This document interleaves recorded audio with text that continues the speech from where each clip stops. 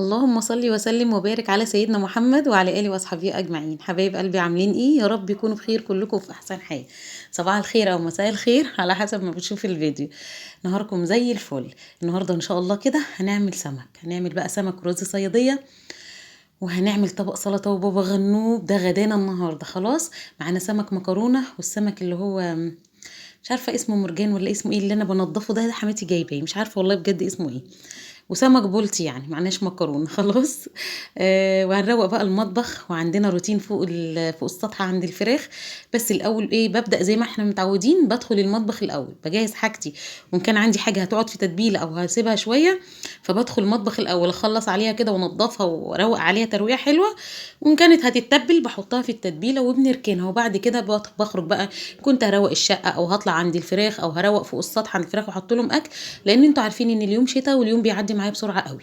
وانا اول ما باجي عند حماتي يا جماعه شغل العيله ده والله ما بيخلص. زي ما انتوا شايفين قلت نضفت السمك الاول، وطبعا جاي من عند الراجل متنضف، بس طبعا انا بعيد عليه تنظيف تاني، بجرده كده بالسكينه وبعد كده بنضفه.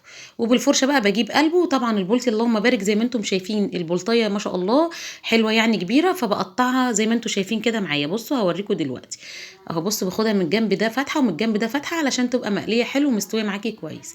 خلاص بجردها برضو الاول بعيد عليها جرد كده بالسكينه، عشان لو فيها قشره زايده او قشره كده الراجل مش منضفه اللي هو السماك. فانا بطلع كل الدواء معايا تحت الميه كده وبالسكينه. بصوا بقى هو فاتح قلبه ونضيف زي الفل بالفرشه بقى كده، وبروح غسلاه. بغسله غسله حلوه كده وانضفه. وتعالوا بقى نحط له تتبيله حلوه قوي قوي، دقه كده بجد هتخلي السمك ده معاكي زي العسل ومتبل تتبيله زي الفل. خلص بقى الكميه كلها زي ما انتم شايفين. وبعد كده هروح ماسكه الحوض دوت بغسله. عندي مواعين، ويا جماعه النهارده اليوم كله شغل، يوم كده كله طاقه ايجابيه. يا رب يكونوا بتخرجوا من فيديوهاتي وانتم مستفيدين، ويكون بنقول لكم طاقه ايجابيه. بحبكم في الله. يلا بقى كده كلكم انزلوا كده دعموني باللايك، واللي لسه مشتركش ينزل يشترك في القناه. بحبكم في الله يا احلى اخوات في الدنيا. كده زي ما انتم شايفين مسكت بقى القطاعه والفلانشه غسلتها كويس. الصابون اللي هو السائل اللي في الازازه ده انا بحط عليه نقطتين كلور كده علشان يعقم الحاجه. مسكتها غسلتها غسله حلوه، ولما بتنشف كده بروح بحبه خل، وبروح معقماها برده من ريحه زفاره بقى، من ريحه اي حاجه، وبحطها مكانها. وغسلت كده الحوض. تعالوا بقى كده عندنا ايه، هنعمل الدقه بتاعه السمك الاول. دي الهريسه اللي انا عاملاها معاكم بتوم، حطها في الفريزر. الهريسه فلفل حامي وملح وتوم خلاص. طبعا انتوا عارفين سمك يا بنات يعني كمون. كتري بقى الكمون، لو عندك بهارات سمك ممكن تضيفيها بس انا مش متوفره عندي. حطيت بقى كمون عليها، هي فيها الملح، وحطيت كزبره ناشفه، ومعايا 5 ليمونات كده رحت عصراهم عشان اللهم بارك معايا الكميه حلوه. خلاص لان احنا النهارده يا جماعه عندنا ناس على الغدا، فهم طلبوا ان هم ايه عايزين على الغدا، ايه عايزين سمك خلاص. فايه فربنا يا رب كده، يا رب البيت يفضل مفتوح بحس حمايه ويفضل مفتوح للصغير قبل الكبير. زي ما انتم شايفين بقى مسكت الفلفل بقى الهريسه الجميله دي، قلبتها بالليمون بالمعلقه الخل الكبيره بالكمون بقى والكزبره الناشفه اللي حطيتهم عليه. وجيت بقى احط بالمعلقه واحده واحده كده. يا جماعه مش هينفع، انا بحب استعمل ايدي كده على طول. في قلب السمكيه بقى كده شمال ويمين بروح حاطه الدقه، وبروح ايه من بره برضو حاطه عليها الدقه علشان تتملح بره وجوه في الفتحات اللي انا عاملاها دي، عشان السمكه تتشرب حلو من الملح والدقه بالفلفل بالثوم دي، وتبقى جميله كده وريحتها حلو. تعالى على السمك ده بقى كده حطيت معلقه كده وبايدي قلب قلب قلب وبس وخلاص.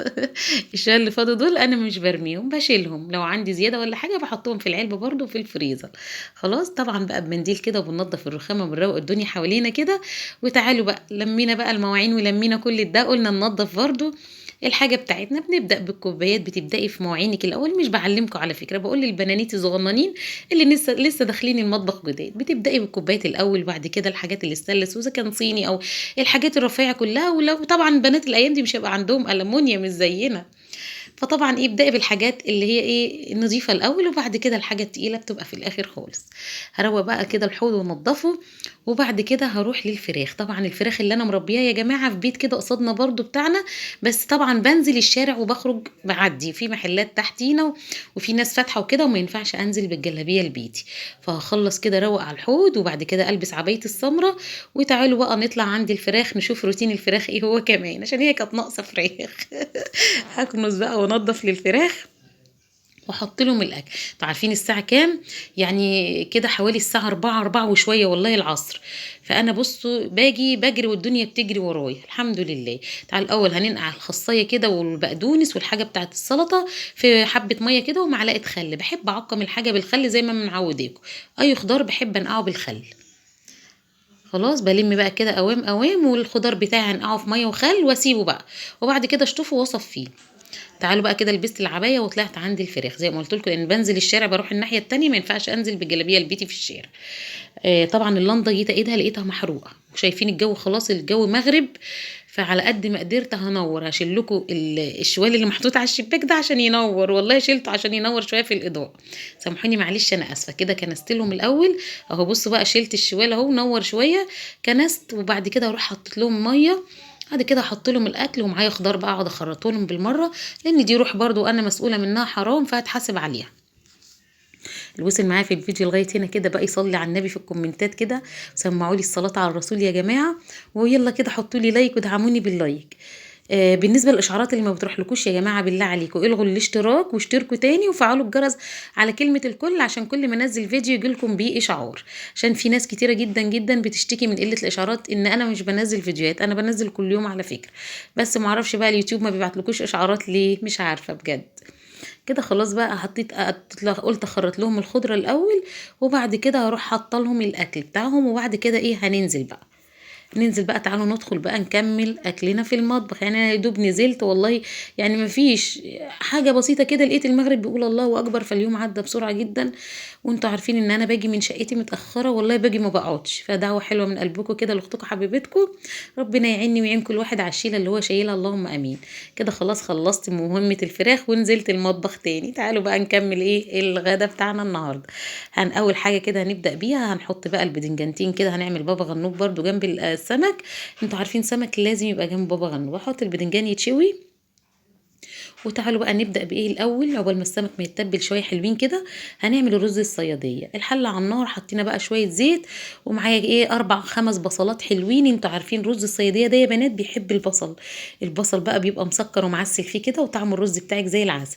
وأنا بعمله بطريقة حلوة قوي، عملته معاكم كتير، بس بالنسبة للمشتركين الجداد أو إخواتنا الجداد معانا على القناة علشان يشوفوا طريقتي، برحب بيهم طبعا وعلى راسي من فوق. يا رب يكون المحتوى بتاعي بيعجبكم، بحبكم في الله. شوفوا لو انتم عايزين اي وصفات او عايزين يعني محتوى غير الطبخ والحاجات دي، اكتبوا لي في الكومنتات اي وصفه او اي حاجه انتوا عايزينها، وان شاء الله انا هعملها معاكم. بصوا بقى الباذنجان بعد ما بشويه بحطه في حاجه وبروح مغطيه عليه.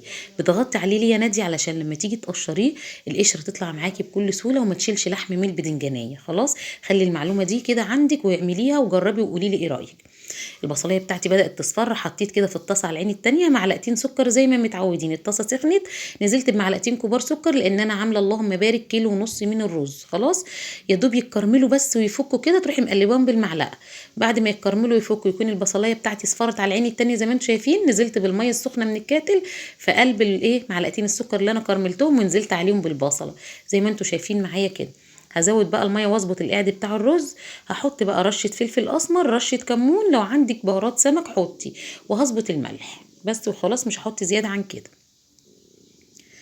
بس معايا بقى غسله كيلو ونص من الرز ومصفياه. نزلت بقى بالرز كده، لو عندك مكعب مرق وحابه تحطي تمام قوي حطي، بس انا مش بفضل. خلاص كده بوريكم البدنجان اللي انا مغطياه.